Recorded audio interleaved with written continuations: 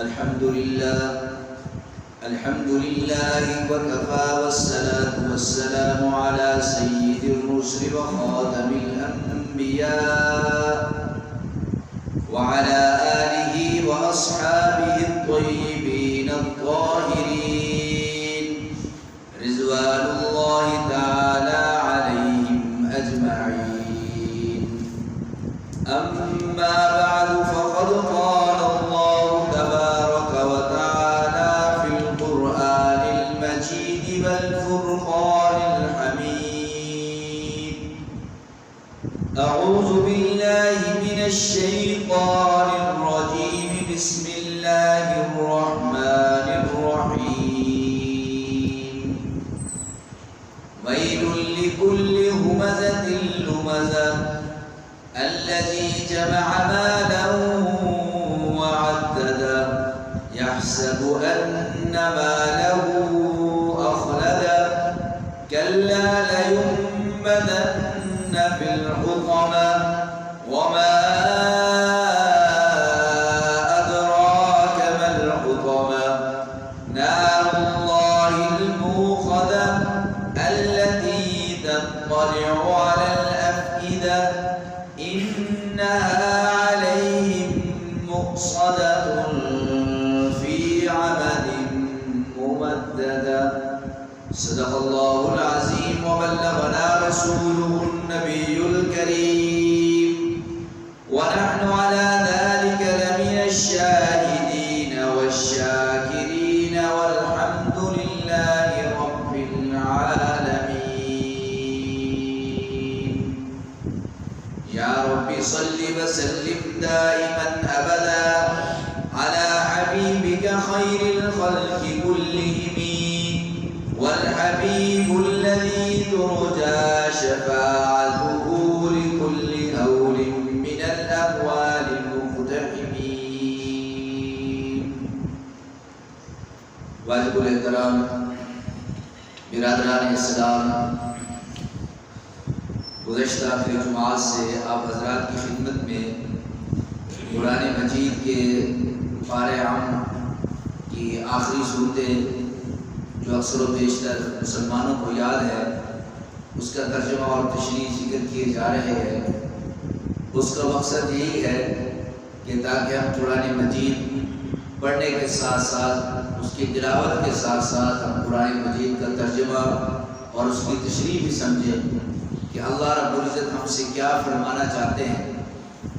تو اسی سلسلے میں آج آپ حضرات کی خدمت میں پارہ عام کی سورۃ الہمزہ جو مکہ مکرمہ میں نازل ہوئی اور اس کی 9 آیات ہیں اس کی تلاوت کی گئی ہے. دعا فرمائے اللہ رب العزت اپنی رضا کے مطابق اس کا ترجمہ اور اس کی تشریح ذکر کرنے کی توفیق نصیب فرمائے اور سننے سنانے کے بعد اللہ رب العزت اس پر عمل کی توفیق نصیب فرمائے.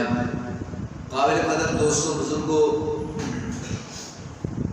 اللہ کے آخری پیغمبر خاتم النبیین سید کائنات امام الانبیاء المرسلین حضور سرور دو عالم صلی اللہ علیہ وسلم کو اللہ رب العزت نے حق کے ساتھ اپنی آخری کتاب قرآن مجید دے کر مبعوث فرمایا اور مکہ کی سرزمین کا انتخاب آپ کے لیے کیا گیا جو پوری کائنات کی سب سے مقدس وادی ہے اور اللہ رب العزت کا پہلا گھر ان اول بیت وضع للناس للذی ببکۃ مبارک کہ جہاں اللہ رب العزت نے مکہ مکرمہ میں بیت اللہ شریف کو وہاں رکھا ہے تو اس کے قریب بھی حضور سرور دو عالم صلی اللہ علیہ وسلم کی ولادت باسعادت ہوئی.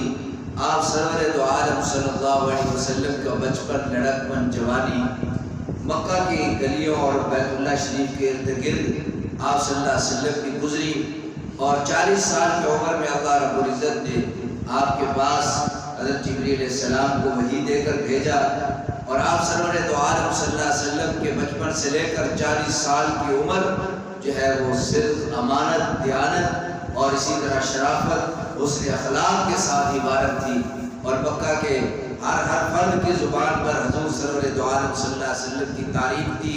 وہ آپ صلی اللہ علیہ وسلم کو اچھے الفاظ سے یاد کیا کرتے تھے اور آپ سرور دو عالم صلی اللہ علیہ وسلم کو ہر جگہ آپ صلی اللہ علیہ وسلم کو عزت سے سرفراز فرماتے تھے.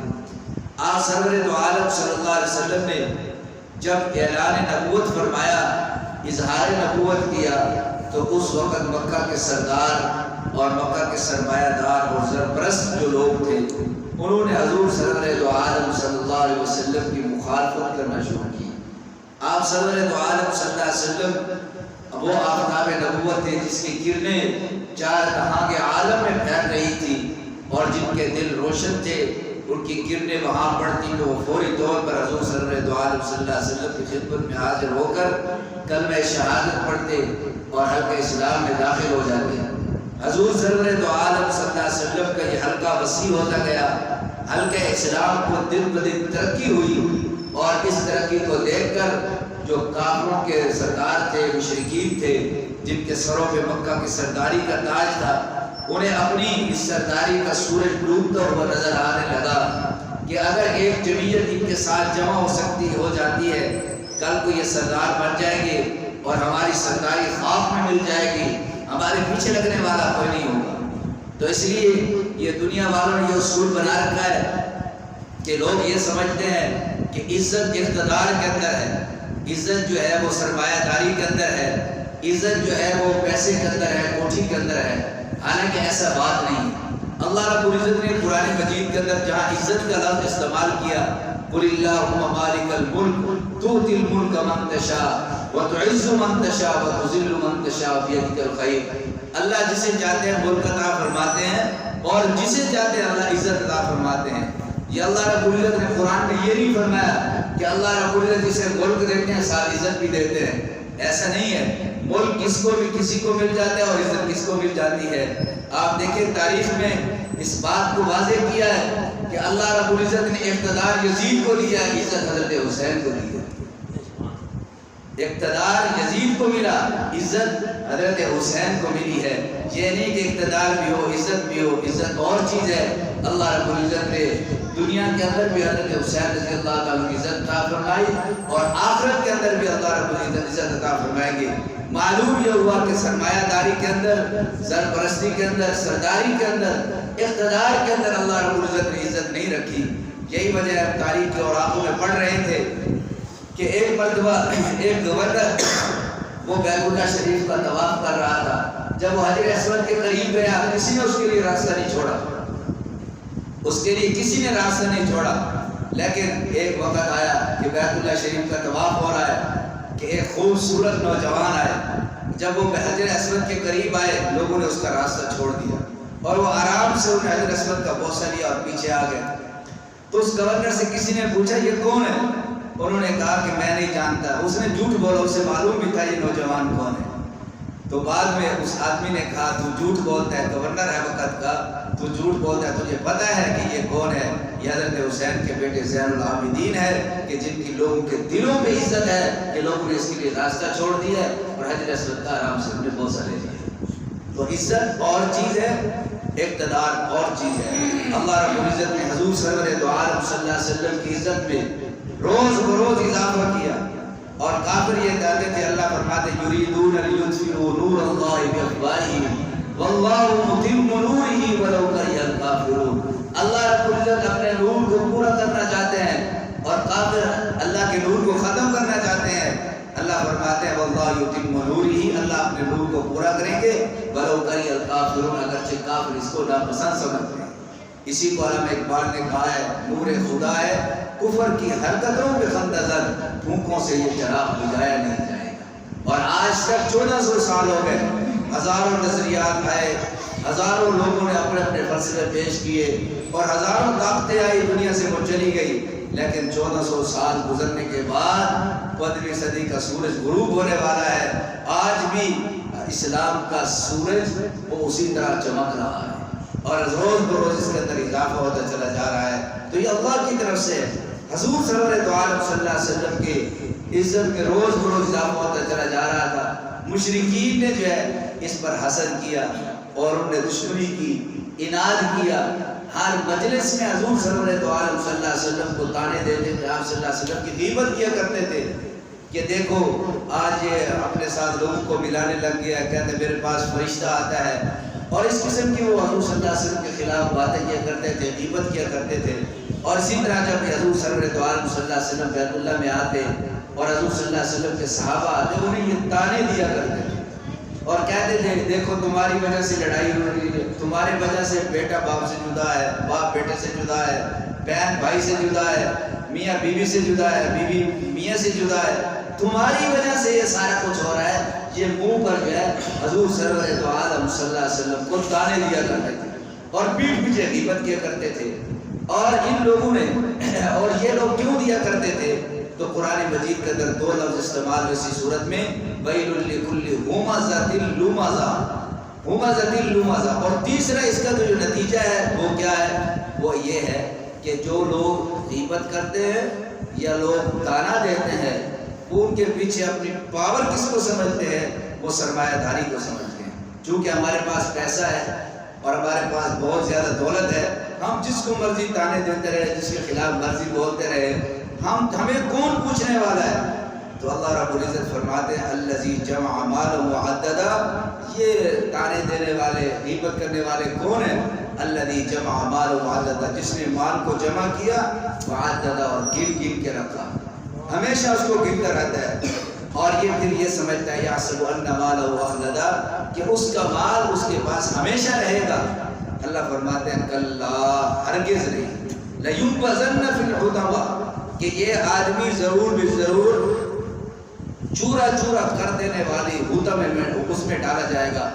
اللہ رب العزت نے حضور صلی اللہ علیہ وسلم کو فرمایا ما ادراک ما الحطمہ، آپ کو کیا معلوم کہ وہ حطمہ کیا ہے، چورا چورا کر دینے والی کیا ہے؟ فرمایا نار اللہ الموقدہ، وہ اللہ کی آگ ہے جو سلگائی ہوئی ہے، اللہ کی آگ ہے جو بھڑکائی ہوئی ہے۔ تو فرمایا یہ حطمہ ہے جس کے اندر یہ تین چیزیں ہوتی ہیں، ان کی مذمت کی گئی صورت کے اندر، اور ان کے سزا اللہ رب العزت نے بیان کی گئی ہے۔ ایک جو پیٹھ پیچھے غیبت کرتا ہے، اور دوسرا نمبر پر جو تانے دیتا ہے، اور تیسرے نمبر پر جو آدمی مال کو جمع کرتا ہے اور گن کے رکھتا ہے، اور مال پر سہارا کرتا ہے اپنے سرمایہ پر کہ یہ میرے پاس ہمیشہ رہے گا۔ اللہ رب العزت فرماتے ہیں یہ تین صفات رکھنے والے جو مشرکین ہیں، یہ کافرین ہیں، اللہ نے یہاں ان کا نام نہیں لیا، حالانکہ یہ مشہور لوگ تھے، اخنس بن شریک، امیہ بن خلف، ابو جہل، اور ابن اشعب، یہ سارے لوگ جو تھے حضور صلی اللہ علیہ وسلم کے 20 بڑے بڑے دشمن تھے، جنہیں اللہ رب العزت نے ایمان کی توفیق نہیں دی اور وہ دولت ایمان سے سرفراز نہیں ہوئے، وہ کفر کی حالت میں ہی مرے۔ ان کا ہر وقت یہی مشغلہ تھا کہ حضور سرور دو عالم صلی اللہ علیہ وسلم کی غیبت کرنا، آپ صلی اللہ علیہ وسلم کو منہ پہ تانے دینا، آپ سرور دو عالم صلی اللہ علیہ وسلم کو ہر وقت تنگ کرنا، ان کا یہ مشغلہ تھا۔ آپ صلی اللہ علیہ وسلم تو اللہ رب العزت نے اس پیغام کو عام رکھا ہے قیامت تک کہ لوگوں کے لیے کہ جو آدمی یہ کام کرتا ہے جیسے وہ کرتے تھے، تو اللہ رب العزت فرماتے ہیں ان کا بھی یہی جو ہے، ان کو بھی یہی سزا دی جائے گی۔ اب یہ تو نہیں ہے 1400 سال پہلے جو آدمی چوری کرتا تھا اس کی سزا اور ہے، جو آج کرتا ہے اس کی سزا اور ہے۔ اسلام تو بالکل اللہ رب العزت کی نظر تو قیامت تک ہے، اور بلکہ آگے عبدالآباد نظر ہے۔ اللہ رب العزت نے جو قانون بنائے ہیں وہ ہمیشہ کے لیے ہے۔ آج قرآن مجید کے قوانین پہ وہ لوگ بولتے ہیں جو خود اللہ کی مخلوق ہے اور جنہیں خود کو بقا نہیں ہے۔ اللہ تو باقی ذات ہے، جو باقی ذات کی قانون پر جو آدمی بولتے ہیں، کہتے ہیں جی اسلام کے قوانین میں ترمیم ہونی چاہیے۔ تو اللہ رب العزت نے ہمیں حکم نہیں دیا ترمیم کا، تو اللہ کسی کو حق نہیں ہے حدود اللہ کے اندر بات کرنے کی۔ تو اللہ رب العزت فرماتے ہیں جس کے اندر یہ تین صفت ہوں گی، ایک ہمزہ والی یعنی پیٹھ پیچھے غیبت کرنا، تو اللہ رب العزت نے اس سے منع کیا ہے پیٹھ پیچھے غیبت کرنے کو۔ حضور سرور دو عالم صلی اللہ علیہ وسلم نے فرمایا کہ بہت برا آدمی ہے جو پیٹھ پیچھے اپنے بھائی کی غیبت کرتا ہے، اور فرمایا کہ غیبت کرنے والا جو ہے، اللہ رب العزت نے قرآن مجید کے اندر غیبت کرنے والے کی جو سزا بیان کی ہے، اتنی سخت سزا اللہ نے کسی گناہ کی بیان نہیں کی۔ اور فرمایا وَلَا يَغْتَبْ بَعْضُكُمْ بَعْضًا، فرمایا تمہارا بعض کی غیبت نہ کرے۔ آج ہماری مجلسوں میں، انفرادی زندگی میں، اجتماعی زندگی میں جب بھی بیٹھتے ہیں کسی نہ کسی کی غیبت ضرور کرتے ہیں، اور جب تک غیبت نہ کریں تو تو ہمیں جو ہے وہ سکون نہیں آتا. حالانکہ ایک اچھا آدمی ہوتا ہے, نیک آدمی ہوتا ہے, اس کے اندر وہ عیب ہوتے ہی نہیں ہیں. ہم ویسے دوسرے آدمی کو خوش کرنے کے لیے اس کے عیب ویسے بیان کرنے شروع کر دیتے ہیں تاکہ یہ آدمی خوش ہو جائے, تو اپنا نامہ اعمال ہم لوگ سیاہ کر رہے ہوتے ہیں. تو اللہ رب العزت نے اس سے منع فرمایا, ایحب احدکم ان یاکل لحم اخیہ, کیا تم یہ پسند کرتے ہو اپنے مردہ بھائی کا گوشت کھاؤ؟ اپنے مردہ بھائی کا کیوں کہا گیا؟ کیونکہ وہ سامنے ہوتا نہیں ہے, اس لیے پوٹ پیچھے ہوتا ہے, تو اس لیے آپ اس کو کہتے ہیں. اب دیکھیں ہم لوگوں نے اپنے لیے اور پیمانے بنائے, دوسروں کے لیے اور پیمانے بنائے. حضور صلی اللہ علیہ وسلم نے تم میں سے کوئی مومن ہو نہیں سکتا جب تک کہ اپنے لیے وہی پسند کرتے, دوسرے کے لیے وہی پسند کرے جو اپنے لیے پسند کرتا ہے. اب دوسروں کے لیے تو ہم غیبت پسند کرتے ہیں, کوئی ہماری غیبت ہمیں پتہ چل جائے کہ ہمارے بارے میں کسی نے کہا تو ہم فوراً بھڑک جاتے ہیں, غصے میں آ جاتے ہیں. تو جب دوسروں کے لیے جو چیز پسند نہیں ہے, اپنے لیے پسند نہیں ہے, دوسروں کے لیے کیوں پسند کرتے ہیں؟ تو اس لیے کہا گیا کہ مردے بھائی کے گوشت کے برابر ہے. حضور سرور دو عالم صلی اللہ علیہ وسلم نے کہ یہ غیبت زنا سے بھی زیادہ سخت ہے, زنا سے بھی زیادہ سخت ہے. اور یہ سب سے زیادہ مشورہ جو اپنایا کرتے تھے مکہ کے مشرک اپنایا کرتے تھے. اور حضور صلی اللہ علیہ وسلم کے 20 خاص دشمن جنہیں اللہ نے ایمان کی دولت بھی نہیں عطا فرمائی, وہ لوگ یہ غیبت کیا کرتے تھے. اور فرمایا کہ غیبت کرنے والے جب حضور صلی اللہ علیہ وسلم فرمایا کہ غیبت کیا ہے, فرمایا ذکر کا اخا کا, کہ اپنے بھائی کا ذکر کرے اس کی پیٹھ پیچھے, اگر تو وہی بات اس کے منہ کے سامنے کرے اس کو ناپسند سمجھے. یہ آج کل تو یہ ہوتا ہے کہ ایک آدمی میں وہ عیب ہوتے ہی نہیں ہے, ہم لوگ ویسے ہی اس کے بیان کرنے لگ جاتے ہیں. اب ڈبل گناہ ہو گیا, ایک غیبت کا گناہ اور ایک بہتان کا گناہ, یعنی اس میں وہ کوئی بات ہے ہی نہیں, ویسے ہم لوگ بیٹھ کر بیان کرتے ہیں. تو اس لیے حضور سرور دو عالم صلی اللہ علیہ وسلم نے اس سے منع فرمایا. اور یہ غیبت بہت بڑا گناہ ہے. اور لمزہ کہتے ہیں تانے دینا, منہ پر کسی کو تانے دینا. تو حضور سرور دو عالم صلی اللہ علیہ وسلم نے من اعطى للہ, منع للہ, احب للہ, ابغض للہ, کسی کو دو اللہ کے لیے دو, کسی سے منع کرو اللہ کے لیے منع کرو, اور کسی سے محبت کرو اللہ کے لیے کرو, کسی سے بغض کرو اللہ کے لیے کرو. فقط استقبل ایمان کرتی, تمہارے اندر یہ 4 صفات ہوگی پھر تم پکے مومن ہو, پھر تمہارا ایمان کامل ہے. ایک حدیث پاک کے اندر حضور صلی اللہ علیہ وسلم نے فرمایا لیس المؤمن باللعان ولا بالطعان ولا البذیء ولا الفاحش, فرمایا مومن نہ تانے دیتا ہے اور نہ فضول باتیں کرتا ہے اور نہ ہی فحش گفتگو کرتا ہے. آج ہم کسی کو پکڑ لیں, کوئی زد میں آ جائے, اس کی ماں کو, بہن کو, بیٹی کو, بیوی کو, پورے خاندان کو جب تک گالی نہ دیں ہمارا کلیجہ نہیں ٹھنڈا نہیں ہوتا. یہ کلیجہ مسلم نہیں, یہ کلیجہ مشرک ہے, کافر ہے. یہ اللہ کو پسند نہیں ہے کہ جب تک ہماری نظریں اس کی طرف کیسے کیسے اٹھتی ہے, جیسے تم انسان ہو ویسے یہ بھی انسان ہے. تو اس لیے اس چیز کا ہمیں خیال کرنا چاہیے. اللہ رب العزت فرماتے ہیں, اور تیسری صفت کیا کی, الذی جمع مال وعددا, جس نے مال کو جمع کیا اور گن گن کر رکھا اور یہ گمان کرتا ہے کہ اس کے پاس یہ مال ہمیشہ رہے گا. فرمایا ہرگز نہیں, وہ حطمہ میں ڈالا جائے گا. اور حطمہ کیا ہے؟ فرمایا نار اللہ الموقدہ, یہ اللہ کی آگ ہے جو سلگائی ہوئی ہے.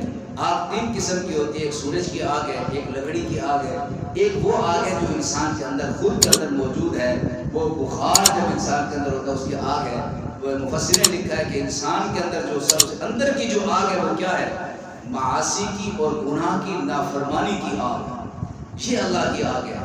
اور فرمایا کہ یہ اس کے اندر جب یہ لگتی ہے تو اس کو کہیں جگہ نہیں ٹھیک, اسی یہ آگ ہے معاصی کی, اس کے اندر ظلم ہے, رشوت ہے, دوسرے پر یہ آگ اندر لگے, کس طرح اس سے رشوت لے لوں, کس طرح اس کی زمین اپنے پاس لے لوں, کس طرح اس کی یہ چیزیں جو ہے اپنے قابو کر لوں. یہ معاصی کی آگ ہے, گناہ کی آگ ہے جو دل کے اندر لگی ہے, یہ اللہ نے اس کے اندر لگائی ہے. اور فرمایا کل قیامت کے دن ہوگا, فرمایا کہ دیکھو کہ ایک آدمی کے اندر بھی آگ لگی ہوئی ہو اور پھر وہ گرم علاقے کے اندر ہو, تو فرمایا اس کا کیا حالت ہوگی. تو قیامت کے دن جہنم میں ایک تو اس کے اندر آگ لگی ہوگی اور ایک جہنم کی آگ ہوگی. حدیث پاک کے اندر آتا ہے اللہ نے جہنم کو بھڑکایا 1000 سال تک, وہ سرخ ہو گئی, پھر اللہ نے اس کو بھڑکایا وہ سفید ہو گئی 1000 سال, پھر اللہ نے 1000 سال اس کو بھڑکایا وہ سیاہ ہو گئی.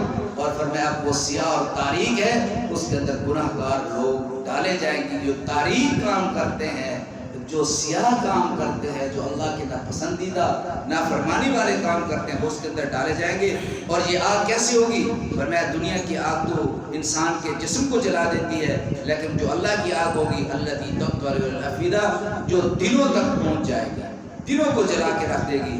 انہا علیہم مؤصدہ، اور فرمایا یہ پھر آگ ان پر بند کر دی جائے گی، جیسے کسی کو کسی چیز کے اندر ڈال کر اوپر سے بند کر دیا جاتا ہے آگ کے اندر، ایسے ہی یہ لوگ بند کر دیے جائیں گے۔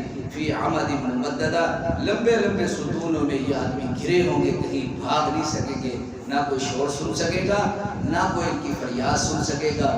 باہر بھی آگ، اندر بھی آگ، کن لوگوں کے لیے؟ جن میں 3 صفتیں ہوں گی، جو غیبت کرنے والے ہیں، تانے دینے والے ہیں، اور مال کو جمع کر کے گن کے رکھنے والے ہیں، اور یہ گمان کرتے ہیں کہ یہ مال ان کے پاس ہمیشہ رہے گا۔ اللہ رب العزت ہمیں قرآن ہدایات پر عمل